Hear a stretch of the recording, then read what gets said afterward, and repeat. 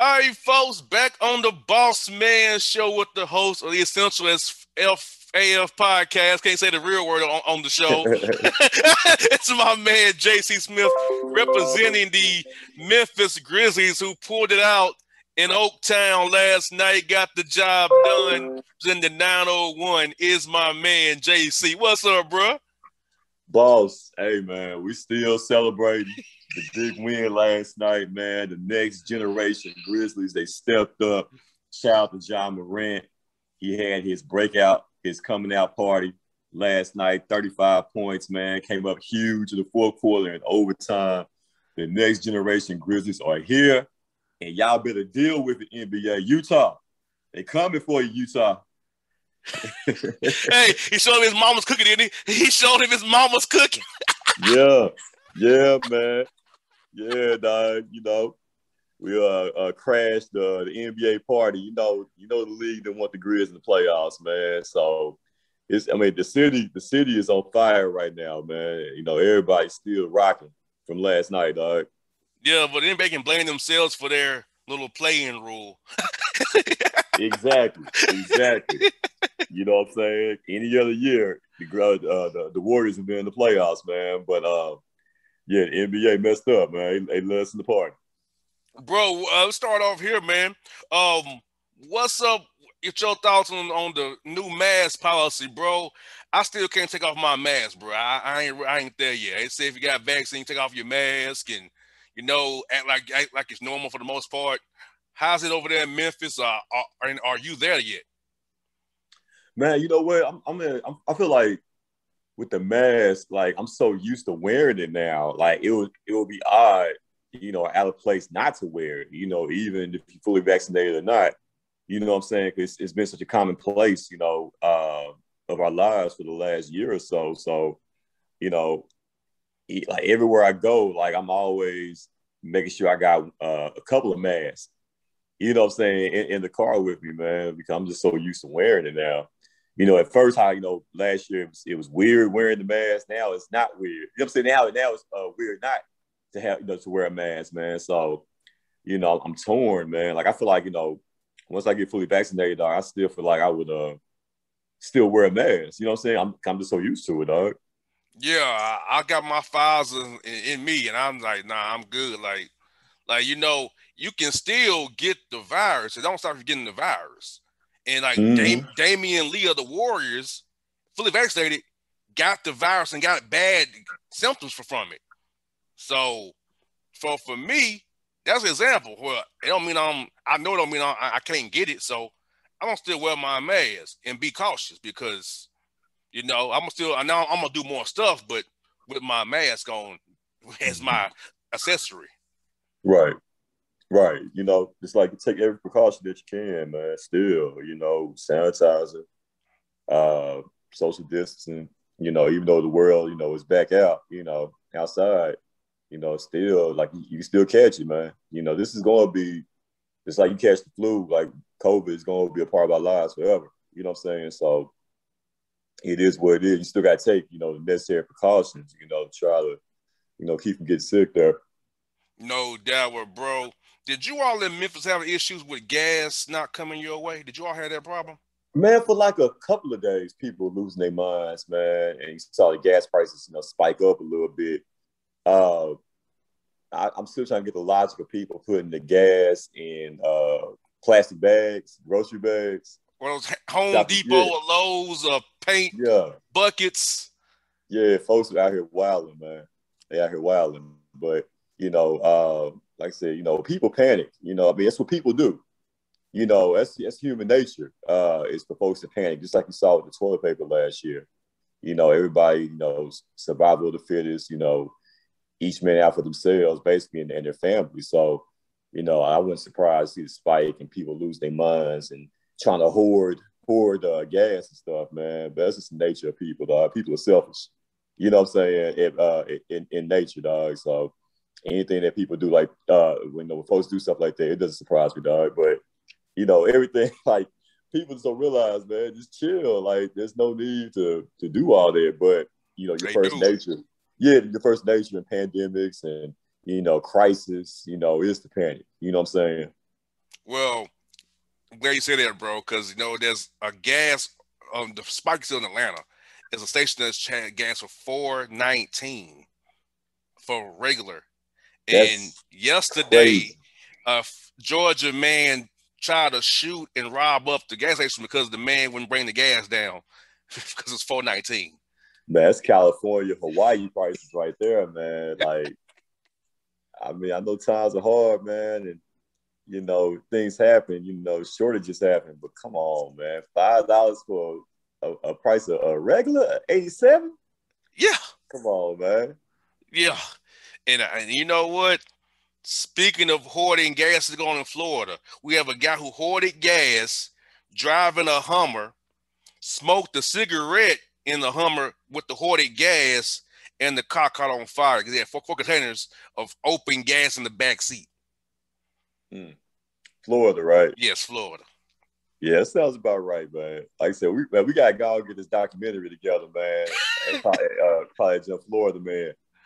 See, I think the world ready for it, boss. Yes, I mean, just look at that. Look at that stupid strike. Really, we doing that? We doing that? Florida man gonna do what Florida man gonna do. You know what I'm saying? And especially a Florida man as a cop. Get this. Florida man cop found guilty of planting drugs on black people doing traffic stops. Oh hell, that's Florida cop, California cop, Texas cop. Like that's nationwide, man. That ain't just designated Florida.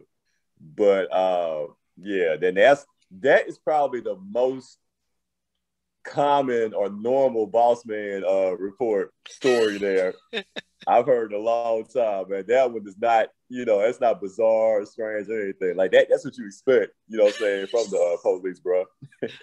Well, another police story, and they survived this issue. Florida Highway Patrol is searching a couple's car. Searching the car, the Florida woman gets out a standard rubberized donger and sticks it up the dang officer's booty and puts a rope and some sheets over him, and they get away. It's still on the loose. How Man, you that searching sound like in the trunk?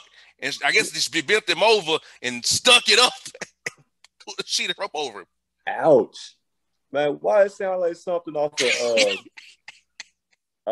X-rated version of what was that show we was coming out back today on Comedy Central? Reno 911. Yes. Why it sound like a scene from Reno 911? So like an X-rated scene, man. Yeah. That's crazy. Wow, that's wild, man. That's Florida. Yes. You know what? Because they were non-black. He felt comfortable just to do the search. See, he didn't call for backup because it wasn't black. Got to be more careful on the Florida Turnpike. Yes, got to be more careful. Another Florida woman, she steals a beer bucket full of charitable sex toys from the local porno depot. How you get a beer bucket of sex toys? That don't make no sense. That's wild. That sounds like some New Orleans type stuff right there, man. Yeah. I never heard of charitable sex toys. I don't know what that even means. Who donates sex toys, man? Yeah, I never heard of charitable sex toys. Right. I'm not. Right. I'm not. No. That's wild. This is in Duval right here. This is Duval, Jacksonville. Florida woman arrested after offering people free lap dances and asking cops to bang, bang, bang her in the Walmart parking lot. Oh, yeah. She must have been ugly as hell, strung out, cracked out or something, man. You know what I'm saying? Exactly. A meth head or something going on, man. Exactly. Man, it's just crazy. This is a sign of the times, right? Sign of the times, bro. Florida man fired after making fake vaccine cards at work, exposed on TikTok. That damn TikTok, man. Getting everybody, man. It's getting everybody out here, man. You out here making fake Corona cards, man. Fake vaccine cards. Yes. Hey, man. Can't knock the hustle, man. You know what I'm saying? Can't knock the hustle, man. Everybody got scammed. Everybody got hustle, man. You know, and shout out to all the PPP. All the Bro, PPP hustlers out there, I man. have a lot of stories on there, but I don't use them because some of them are embarrassing. Some of them are embarrassing. Like, I'm too serious. Hey, I ain't gonna do it, but hey, man, shout out to y'all, man. yes. Well, you're gonna love this story. This is an Atlanta woman arrested after slashing tires of man who reached out to her on 3 occasions and got no response and moved on and posted a picture of Nubu and him at a Buckhead restaurant. I think I remember a story similar to the last Bossman report, something similar to that. But yeah, man, like, you know, if I shoot my shot at you and, you know, you block me like Matumbo, you know, on several occasions. All right. And if I move on, you know, in the next shot, it's showing me love, showing me attention. Like, why you mad? Why you tripping? You know what I'm saying? Charge to the game, man. You didn't want me. You know what black youngsters say in the song Booty? If you don't love me, somebody gonna love me. Yes. You know, if you don't want me, somebody gonna want me. You know, that's the words of the great black youngster. So, you know what I'm saying? So, hey, man, just got charged to the game, man. You know, bro, but the problem is this, though, bro. Hey, now posted he was in Buckhead. She never found a car. Slashed his tires. Because he posted his vehicle on his page, too. Oh, man. So and I heard they be wilding in Buckhead, man. So she knew the vehicle and knew where he was at. Yeah, man. Don't they be wilding in Buckhead? Yes. Stealing cars. Midtown, too. Taking tires, leaving cars on bricks and stuff. Yes. Man. You know? Cold but world. had you not posted your car on IG and posted where you was at with your new boo, now, granted, she shouldn't have did it. Granted, she wrong. Because she gave you the Heisman. But you gave her the ammunition to find you. But why are you mad, though, boo? But back to you, boo. Right. Why are you mad? Right. He reached out to you on 3 occasions. Day, noon, and night. I had to deal with it. Yeah. Dude, hey, man. For real, dog. You don't want me, somebody gonna want me. That's the moral of that story. Exactly. Well, bro, what are your thoughts on the Jaguars signing this bona fide scrub Tim Tebow, bro? It's that clown would say. Man, I mean, the Tim Tebow story, man, to me, is basically it's you know, you sprinkle in a little white privilege. And then also, you know, I think Tim Tebow is, you know, kind of a I think Tim Tebow means well. And I think overall, of course, you know, he's a great guy, you know, and everything. But I think, you know, he's sort of a you know, NFL or just a clout chaser, you know, in general. And, you know, I think he's an attention whore. You know, I think he wants to keep his name out there, and the fact that he didn't make it, he was so stubborn in the beginning when everybody was telling him, Tim, you're not an NFL quarterback, you know, go play tight end. You know, he didn't want to do it. You know, he had his heart that he was an NFL quarterback, tried it, didn't work at all. You know, we had that 1 year in Denver with the playoffs, but you know, that was a fluke. That was a fluke year. A lucky throw, got man-to-man coverage to slant. Right. You know, and then, you know, try baseball. That didn't work. You know, like Tim Tebow is a better analyst than he ever was a quarterback. Yes. You know what I'm saying? He's a better analyst than he ever was a baseball player. Like, bro, you can make millions as an analyst. Like, why you continue to throw yourself out there, you know, and try to chase this NFL dream when they gave you opportunity? You could have played tight end and maybe been successful, you know, if you would, you know, done it from day one, you know, when you got to the league, you know, but now you're 33 years old, about to be 34 when the season starts, and you think you got a chance now? Man, and then also you got to think about, man, the other teams, they gonna be, if Tim Tebow makes the official roster and actually plays during the season, the other team will be gunning for him for. Oh yeah, them linebackers, the safeties, they gonna be gunning for him, fool. You know, just to prove a point. Like, bro, you can't take 4 or 5 years off and just think, all because my homeboy's the coach. You know, my man's the coach. You know, what I'm saying, and he puts me back in the game. Like, it's all sweet. You know, I can get back out here and wreck shop. Like, nah, bro, it don't work like that. Like the NFL is a 24/7, 365 job. You know what I'm saying? Like, even in the off season, you know, these guys are working out, taking care of their bodies, you know what I'm saying, doing the mental reps, you know what I'm saying, doing whatever they got to do to be ready for the next season, man. You know what I'm saying? You can't just hop out, hop back in, and think that you can, you know, pick up where you left off. And where you're picking up from wasn't that great to begin with. You know what I'm saying? So, yeah, man, like, yeah, that's how I feel about Tebow, man. Great guy overall, I think. Better analyst than he ever was a football player or a baseball player. You kind of say the attention whore. His ego. He wants to be in the news, and you know, part of that to me is disingenuous to a degree. To me, like, you know, you're not good at this. Like, if he wasn't your homeboy. Like, okay, I go back to Colin Kaepernick too. You kneeled in prayer and it was okay, but him kneeling for police brutality is wrong. The same gesture, how it was interpreted and received by white America, different. And he could have used his white privilege to say, Colin standing for something the same way I stood for something. So I'm at a point there, JC, when white people don't use their privilege for the advancement of others, it's disingenuous because you're doing the same exact gesture as Colin Kaepernick did. Yours is about prayer, his is about police brutality. Because, you know, in America, we love the Lord. We love Jesus. We're Christians. We're evangelicals. We're about the Lord. Right. When you use that same religion to enslave my people and keep us at bay, use it as power. Right. That's why I look at him like in that light of like, nah, bro, I can't respect you, bro. You're a attention whore. And you ain't really with it. Yeah, man. You know, like I said, you know, that's well said, boss. You know, and then like I said, I think as far as with Urban Meyer, man, dude should never got the job. Cronyism. Coach.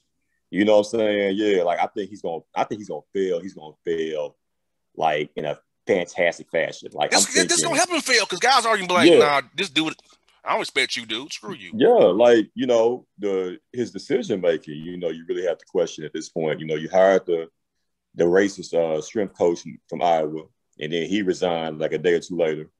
You know what I'm saying? You're bringing in Tebow, you know, and he hasn't played in 5 years. And you trying to, and also, man, and how you gonna try to switch Travis Etienne to a receiver? Like, where they do that at? Exactly. He's, you know what I'm saying? Yeah. Every down running back. You know, he's trying to make him like Le'Veon Bell or something, but let him be a running back first, then add that to his game. Right. Let's not start from day one.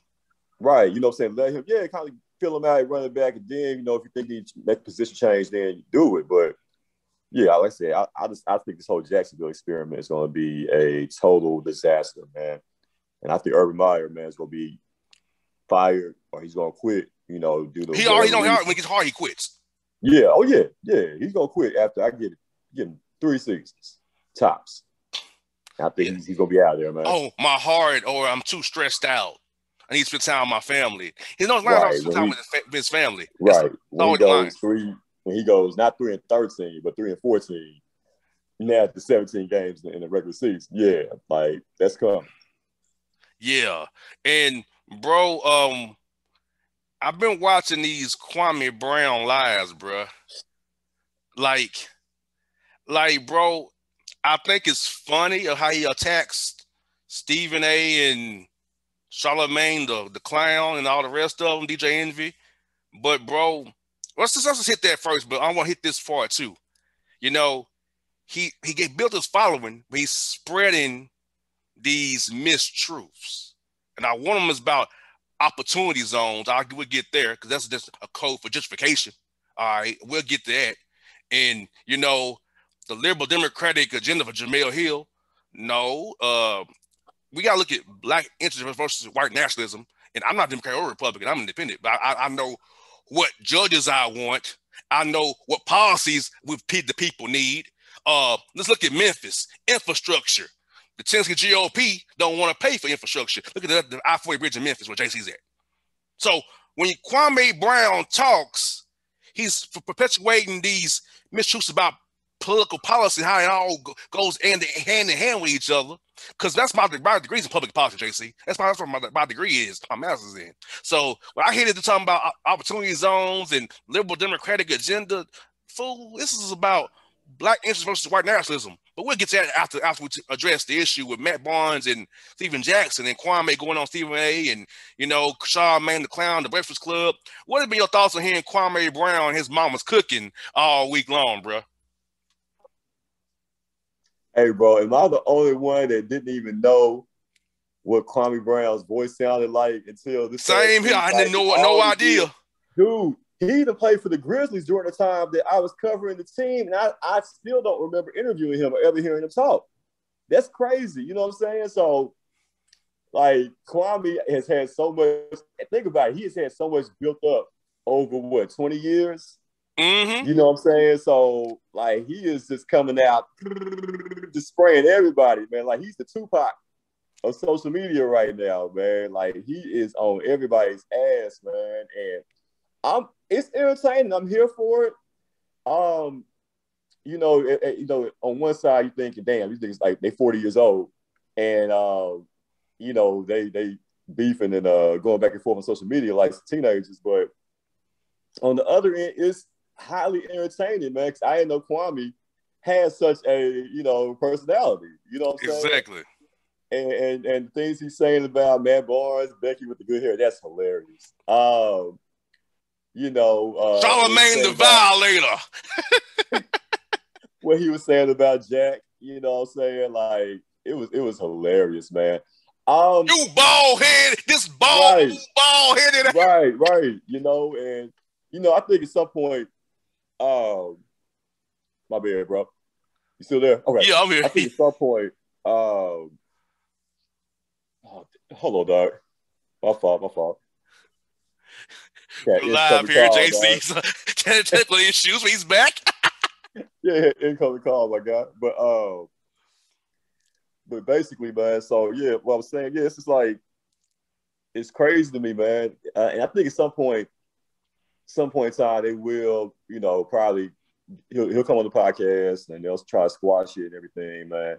But this last week or so has been, top notch quality, man, as far as the social media entertainment, man. But I mean, Kwame was speaking some truth, man. But I think, like I said, over the 20 years and then just everything built up, and there was some revelations that I didn't know about as far as when he was drafted. I didn't know Jordan had designs or plans on trading him for Elton Brand. That was news to me, which makes sense now when I look back on it. Like, okay, like why in the hell would Michael, coming back for just a year or two, why would he want to, put all their stake in a Daisy Fresh, 17-year-old kid out of high school? And Kwame was the first ever high school player drafted number 1 in the NBA draft. You know what I'm saying? So now looking back on it, it makes sense that Jordan was trying to trade him for Elton Brand so they could try to make a playoff push, their playoff run, those final year or two in Washington, man. So he wasn't like, Kwame was 17, man, and, got all this pressure of the world. And then, you got Jordan barking at you every day in practice, man. That'll make anybody want to cry and quit or whatever, man. Homeboy Doug Collins. Yeah. Like Kwame, it was he was dealt a bad hand, from day one. You know what I'm saying? I think, if Jordan, if he wouldn't have been drafted by the Wizards, wouldn't have been drafted, or if Jordan wouldn't have been there, at all, Kwame would have been at least, borderline all-pro. You know what I'm saying? Definitely. Definitely. And his confidence got shot early, Right. And he's playing that about his hands being small. He broke his metacarpal in his hands and broke his wrist in Gainesville. So it kind of flipped. If you break your hand, he's kind of a bent. So So let me take that back. All right, I said borderline. I'll probably he could have been a serviceable starter. Serviceable. Yeah, let me take that back. Let me walk that back. he could have been a serviceable starter. I'm thinking career 15-8, career 16-8 type of guy. Like a Matt Geiger maybe type or Horace Grant type. Yeah, maybe a guy consideration to make an all-star team every once in a while. But I think like he could have had a better career if Jordan wouldn't have been involved. You know what I'm saying? Exactly. Yeah. And you know what? Like I said, he's right. A lot of dudes do be sitting up here talking about black men like all the time. He's right about this. The media never covered Chad Wheeler, who beat up that girl in Seattle. It was reported and it went away. He's right about that. But Deshaun Watson, new lawsuit. Deshaun Watson that. So Stephen A. Smith has got a career out of downing black men on First Take. Yeah. And being loud. I mean, he's right about that. Chris Broussard, he just be lying about stuff. Mm-hmm. Rod Parker called somebody a cornball, arbitrary cornball, which he is. But you are too, dude. Mm-hmm. The pot called the kettle black on that one. So he's made valid points. And Jamel Hill's a code switcher. No, what? Okay, all right. Okay, so I missed it. Why was Kwame going to Jamel Hill? She tried to use a Game of Thrones representing that Kwame Brown shows violence. Okay. He interpreted. Kwame misunderstood what she was saying. But yeah, he wasn't going for that. I got you. So basically, if you utter Kwame's name, if you in the media, if you utter his name, he's gunning for you. Yeah. Regardless. Because he feel like she invoked. Because remember, then Charlemagne the God went on and said, well, his daddy was a killer and his. So the same that after she's posted it, so it's kind of like a snowball effect. Yeah, he's taking it personal. I know he shot back at Charlemagne about the rape charge and all that, But I think before these other people got involved, all Gilbert Arenas and Gilbert's an asshole. Can I say it? I can say asshole, yes. Right? Gilbert is a career asshole. So, we all know Gilbert's story, but I think they were just talking about basketball wise. You know what I'm saying? His basketball ability. And like I said, I guess, all the shots Kwame's been taking over the years, it just got to a point, reached a boiling point, and he exploded to where he took it personal and he took shots at them out off the court. You know what I'm saying? When they were taking shots at him as far as on the court, nothing was said about him off the court, but just on the court, his ability. But he took. I can joke too. I got my mama's cooking. I can joke too. Right, I got my mama's cooking. Yeah. She got the seasoning on me. I'ma get you. It was entertaining for us, but at the same point, it's kind of sad. You know what I'm saying? Like, bro, you took it. You that touched, you that in your feelings. They get their jokes off about you on the court, where you got to shoot back at them about stuff off the court. Yeah, like that part didn't add up to me, man. Yeah. Well. I know that he talked about Brown Taylor's. It kind of been her fault that she got killed. She wasn't with that thug. So Kwame Brown's MAGA people. So you all know he's a MAGA dude. Mm-hmm. So while it's funny, I have a hard time watching it because I know he's a MAGA dude. You know what? It's funny you mentioned that. I kind of thought that, just kind of listened to him talk and everything, but why does he remind me of Karl Malone for some reason? You know what I'm saying? Like, they both from the country, and they both from the country. Louisiana Low Country, South Carolina Low Country. You know Karl Malone voted for Trump. You know what I'm saying? Yeah. So It's like he's MAGA. You can hear where he talk about opportunity zones. Kwame Brown. Right. That's COVID for justification, sucker. And let me explain opportunity zones to you people, so all you don't know. It means that the taxes for the property in these designated areas, just that job, just find out mostly black, you defer the tax hit or pay no taxes at all. If you're in the zone for some amount of time, you don't pay no taxes on it. And who has enough money to go invest in these opportunity zones, these areas where they deem opportunity zones, mostly black areas. So for private equity funds, hedge funds, real estate conglomerates to go buy up property, force the blacks out of the eminent domain and or their apartment complex or rent such homes and rebuild up all these houses who are 3 and 4 stories high. It's happening in every city, Memphis, Nashville, Atlanta, Charlotte. So he talks about opportunity zones. I'm like, do you realize you talk about I'm full of black people, you're just hurting your own black people. So and I'm like, dude, you have money. It don't hurt you. The same people you're saying you for, what you believe in policy-wise is hurting them. Mm-hmm. And I'm like, that's why I'm opportunity zones and liberal democratic talking points. I'm like, bruh, if you for black people, you go black interests versus white nationalism. Yeah. White nationalism is parties from the Republican Party, Democratic Party for a while. Then after the Civil Rights Act, it went to the Democratic Party, white nationalists went to the Republican Party. It moved. Yeah. So I'm about for the people. I'm about policies that help people. Like in Tennessee, they cut their unemployment benefits for people in Tennessee. The bridge in Memphis is broke. They want to expand TennCare. Hospitals is in McKenzie or in Fayette County or up past Jackson are closing. Yeah. And opportunity zones in Memphis. You still have in downtown in Memphis. What's happening around the FedEx Forum and around the Civil Rights Museum? Come on, man. Like, talk opportunity zones. That's why Jason, like, people, when you don't get sucked in, he's feeding you. He talks about feeding the plantation. No, it's about if you read that common sense. And then people like Dr. Umar Johnson says, JC, I want to have a no black vote. That black folks hold their votes. Okay. That happens. You hurt the same people who you trying to help, you hurting them. Because if Warnock also with the one in Georgia, got stimulus checks, JC? No. Yeah. Not so like when I hear the black people who got these platforms speak about these issues, I'm like, you're harming more than you're helping. The bigger picture, man. You know what I'm saying? Definitely got to take a look at the bigger picture. You know? So definitely, man. I feel you on that. That's why I like when I'm watching, I'm like, really? Folks, I'll admit to y'all, JC will tell you this. I was a Cowboy fan that Jerry Jones was against Colin Kaepernick kneeling.